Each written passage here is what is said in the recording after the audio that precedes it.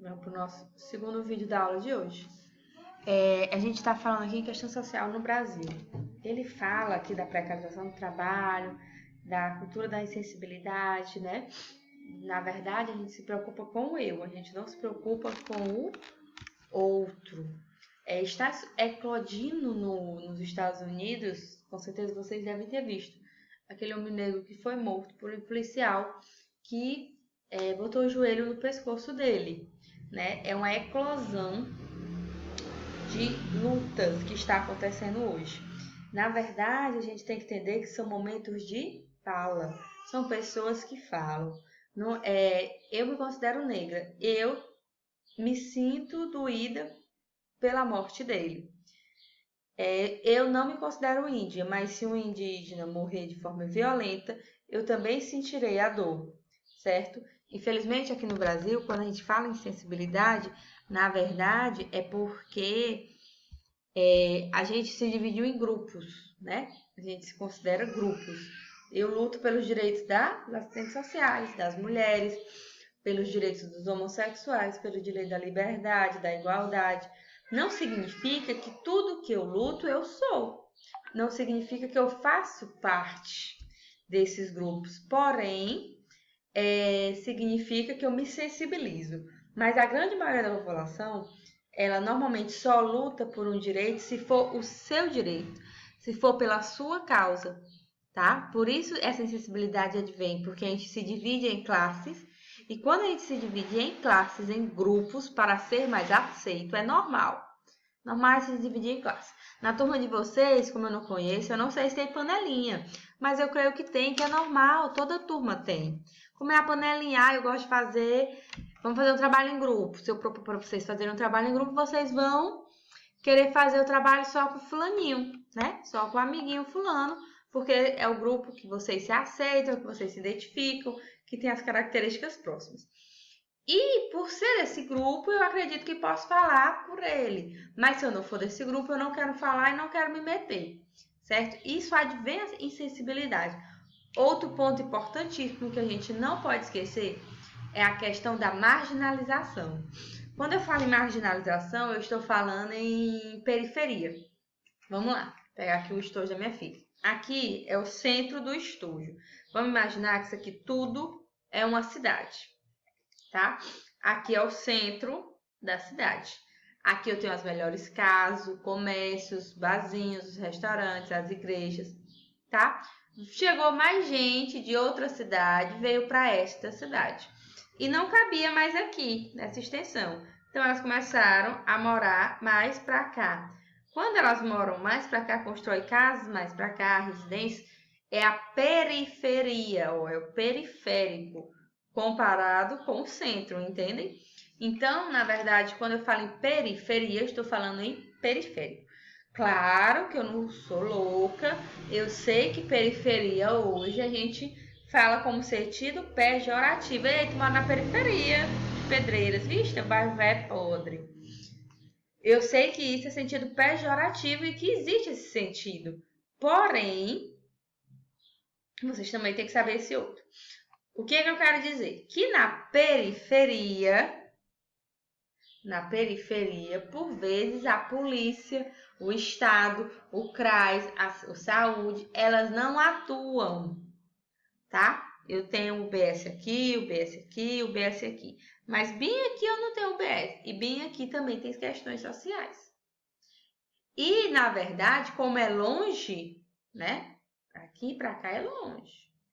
Como é longe do centro, é como se fosse uma terra sem lei, porque o Estado não toma conta, certo? A gente pode observar que isso acontece muito. Tem uma coisa que a gente chama que é o segundo braço do Estado. O que acontece aonde? Que a gente considera como Estado? Na periferia. Os traficantes. Por que a gente pode observar? Por que os traficantes não são denunciados pela própria comunidade? Os traficantes, eles não são burros. Eles sabem que precisam que a comunidade os apoie, os dê segurança para eles. Existem duas formas da comunidade não denunciar que existe uma pessoa errada lá. Ou ela dá segurança, ou ela transmite segurança, ou pelo medo.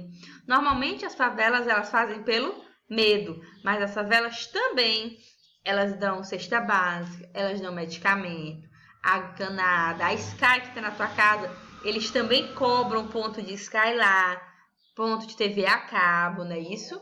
De internet. E isso faz com que a comunidade como um todo fique em silêncio. Não é porque a comunidade é conivente, mas é porque ela sabe o que acontece se eu falo. Então, na verdade, ela fica calada por medo, por receio do que pode acontecer com ela e com a sua família. Então, algumas pessoas pensam que toda pessoa que mora em comunidade, em periferia, são bandidos, né? Usando o termo mais pejorativo. Porém, não são. Na verdade, é o meio que a faz. Eles tanto agraciam, né? Se a pessoa estiver faltando medicamento, não tiver dinheiro, estiver passando necessidade de alimento, eles custeiam, assim como o Estado faz. Mas também eles usam a força.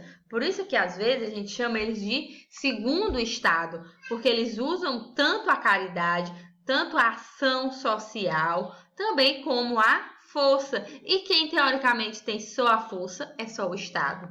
Só o Estado pode utilizar a força, ninguém mais pode utilizar a força, tá? E quando essas entidades criminosas fazem, elas assumem o papel do Estado, que por muitas vezes o Estado não chega lá. As comunidades que são dominadas por tráficos, elas são comunidades que o Estado não está. Não tem UBS, não tem escola, não tem CRAS. Isso tudo distancia a comunidade, faz um distanciamento da comunidade com o Estado. Então, quem é que dá essa segurança para ela?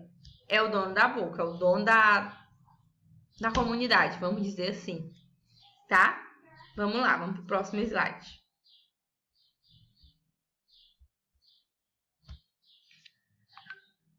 Expressões da questão social.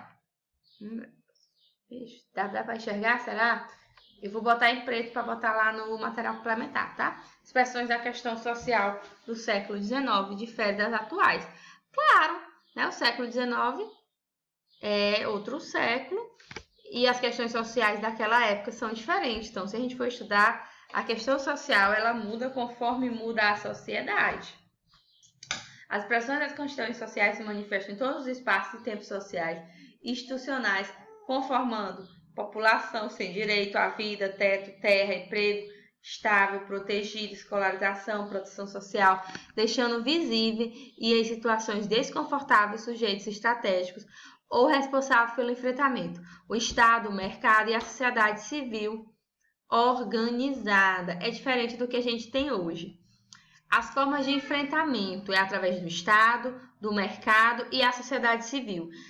Quando o Estatuto da Criança e do Adolescente, a Lei Maria da Penha, o Estatuto do Idoso, eles são bem claros. Quem são responsáveis por esses segmentos? Quem é responsável pela criança? Primeiro é a família, depois a sociedade, depois o Estado. E eles enfrentam nesta ordem, tá? O Estado é responsável, mas a sociedade civil também é responsável pela criança, pelo idoso, pela mulher vítima de violência, tá? E o mercado que faz a economia girar e faz toda aquela história que eu falei na aula passada da política de assistência, do bolo, da divisão, do financiamento. O Estado apresenta respostas às manifestações da questão social limitadas, não consegue ultrapassar o viés da emergência, da assistência, do clientelismo, do imediato e do conservadorismo, apesar do avanço legislativo e dos recursos pró-inclusão, pró-redução da pobreza, pró-social. É o Estado mínimo, é o que nós temos hoje. Hoje, nosso Brasil, ele é governado por um Estado de extrema direita. E é um Estado mínimo, é um Estado neoliberal, tá? Primeira questãozinha do fórum, tá? O que é o Estado neoliberal? Vocês vão responder. Vão pesquisar o que é o Estado neoliberal, que é o Estado mínimo, e vão me botar lá no fórum, tá bom? Próximo. O mercado por meio das políticas sociais privadas e ou empresariais, vem respondendo às demandas emergentes através de projetos sociais e da filantropia empresarial, responsabilidade social. Hoje, muitas empresas, elas falam muito em responsabilidade social, porque é legal, porque é na moda, porque eu compro um sabão, a IP tem uma propaganda que diz que cada sabão que a gente compra, a gente está plantando uma árvore. Aí então eu vou comprar o sabão da IP, além de ser cheiroso, ele também, eu vou estar tendo essa responsabilidade social.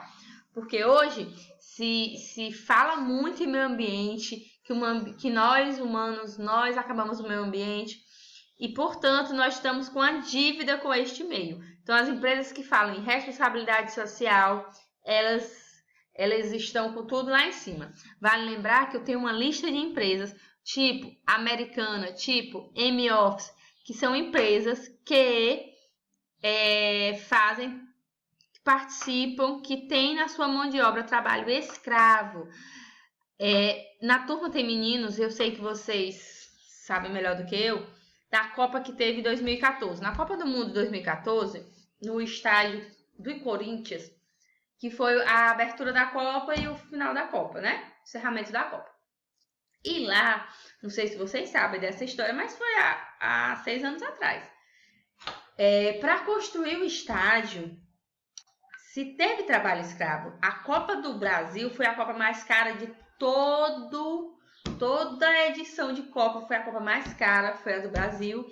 E faltando 2 meses para a Copa, o estádio do Corinthians não estava pronto e seria a abertura da Copa do Mundo. E o que foi que se fez? Pegou vários trabalhadores e botou para trabalhar lá. Gente, existem relatos de que morreram pessoas naquela obra. Aquela obra foi considerada trabalho escravo porque eles estavam trabalhando 24 horas, sem dormir.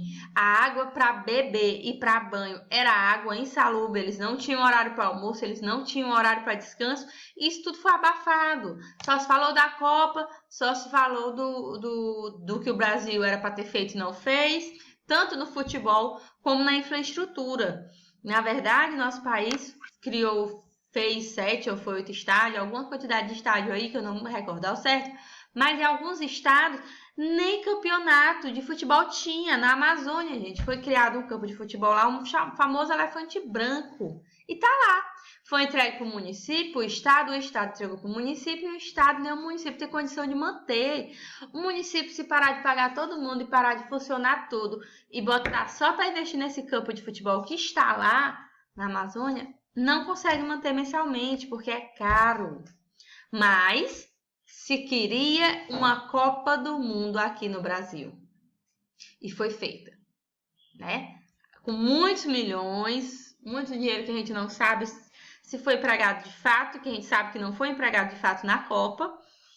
E nós temos hoje vários elefantes brancos, algumas cidades que não têm condição de manter o estádio, que tem a infraestrutura, o padrão FIFA, que não consegue manter, porque é alto padrão para manter uma estrutura dessa. E não se pensou nisso, só se pensou em botar um estádio em cada região do país e pronto. Como ia ficar, ninguém pensou. E hoje estão lá, abandonados, dinheiro público que não tem serventia.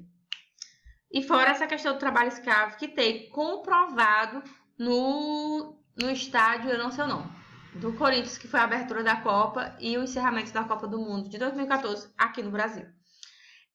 A gente se vê na próxima aula, tá? Nós vamos por fórum, vocês vão falar o que é estado mínimo no fórum, certo? E é isto, tá bom? E eu vou passar um filmezinho para vocês bem legal e depois vocês vão responder no fórum uma questãozinha sobre o filme, as questões sociais que vocês vão ver no filme. O filme Era Uma Vez, é um filme bem interessante, é quase um romance, né? É quase um Romeu e Julieta, mas vocês vão gostar, espero que vocês gostem. Eu percebo, gente, que nesta turma a gente tem muita dificuldade do chat online, tá? Mas eu preciso que vocês assistam, já que a gente não tá conseguindo entrar no chat. Às vezes eu fico com um aluno no chat, semana passada só fiquei com um aluno no chat, isso não é bom. Eu preciso fazer a frequência de vocês todo dia. Então eu peço que vocês entrem no horário da aula de 7 às 10, nas quarta-feiras, na plataforma, porque eu puxo a frequência por lá, tá bom? Mesmo que a gente não consiga entrar no chat, hoje não vai ter chat, eu puxo a frequência pela participação de vocês. Tchau, boa noite e bora pro filme.